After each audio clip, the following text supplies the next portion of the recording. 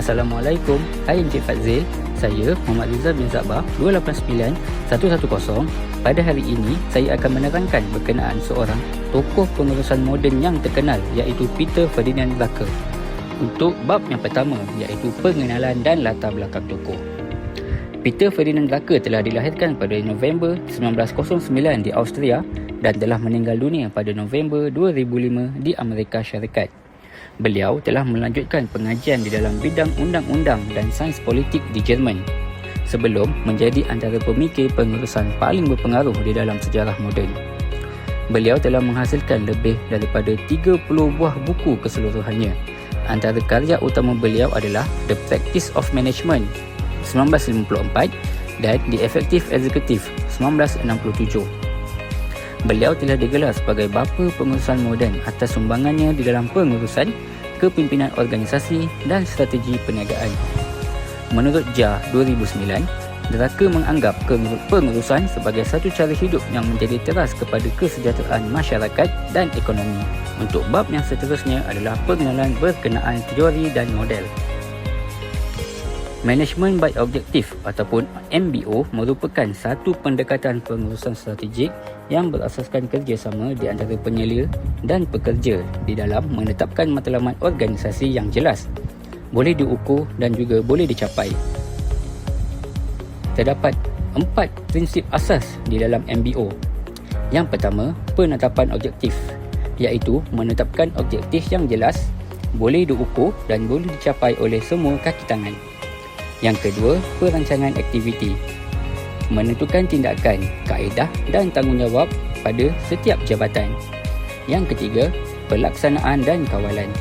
Ianya adalah bagi memastikan aktiviti dijalankan mengikut perancangan dan tindakan pembetulan boleh diambil. Dan yang terakhir adalah penilaian berkala.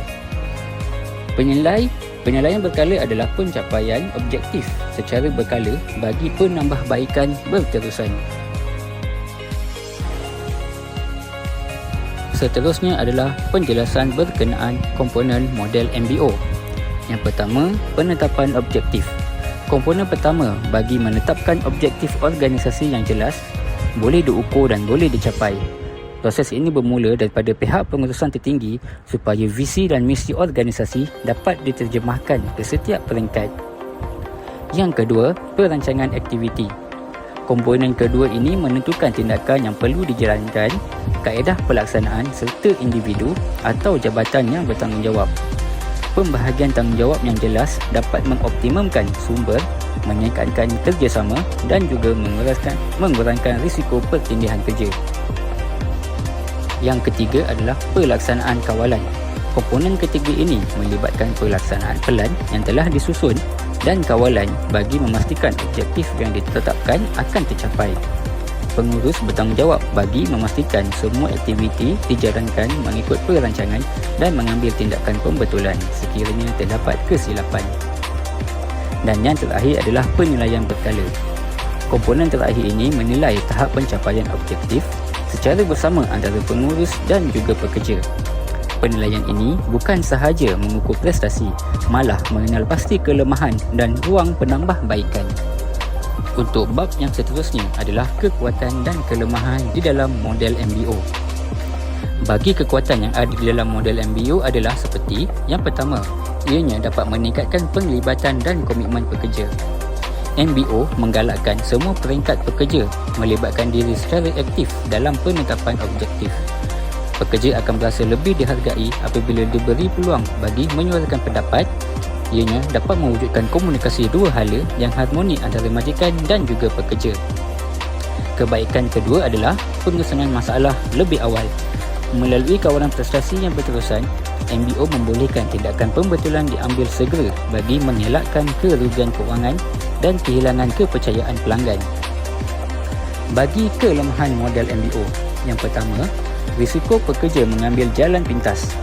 Menurut Hayes 2026, pekerja mungkin akan mengurangkan kualiti kerja atau barangan semata-mata bagi mencapai objektif.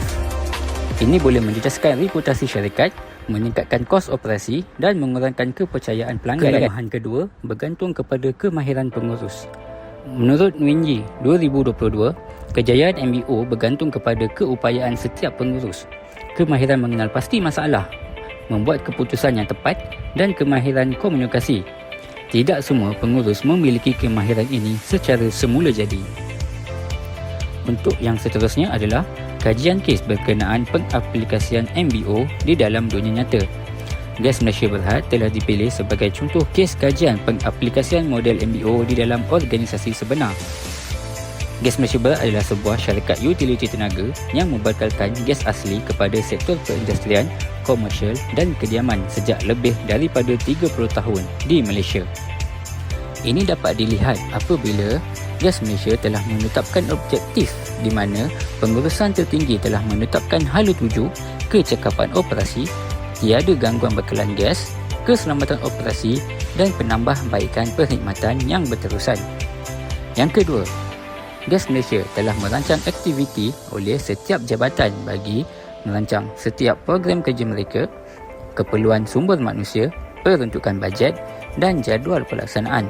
Ianya termasuk penyelenggaraan berkala dan latihan keselamatan. Bagi pelaksanaan dan kawalan, Gas Malaysia telah memantau secara berterusan bagi memastikan perancangan, tempoh masa dan prosedur dilaksanakan sepenuhnya. Prestasi sebenar ini dibandingkan dengan sasaran untuk kenal pasti kelemahan awal. Dan yang terakhir berkenaan penilaian berkala.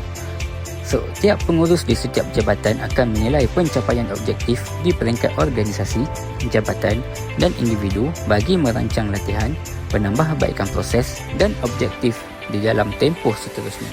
Bagi rumusan kajian kes keberkesanan model MBO di Gas Malaysia Berhad, tinjauan mendapati pengaplikasian model MBO dalam pengurusan Gas Malaysia Berhad telah menunjukkan bahawa penetapan objektif yang jelas, relevan dan disokong dengan latihan yang mencukupi mampu meningkatkan keberkesanan organisasi secara menyeluruh. Dengan objektif yang jelas, setiap pekerja dapat memahami peranan dan tanggungjawab masing-masing di dalam mencapai matlamat organisasi. Tanggungjawab yang teratur membolehkan setiap jabatan mampu bekerja dengan lebih berkesan dan bersepadu.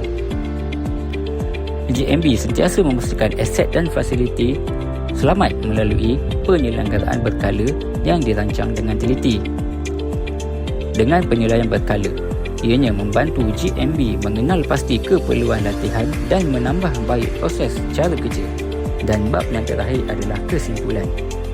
Peter Drucker sememangnya merupakan seorang tokoh yang telah banyak memberikan sumbangan besar di dalam pengurusan moden masa kini. Model MBO yang diperkenalkannya masih lagi diguna pakai oleh kebanyakan organisasi di seluruh dunia. MBO sebagai pendekatan strategik. Model MBO ini merupakan pendekatan yang paling berkesan di dalam membantu pengurusan tertinggi bagi meningkatkan produktiviti kerja dan mencapai matlamat organisasi melalui 4 komponen yang saling berkait.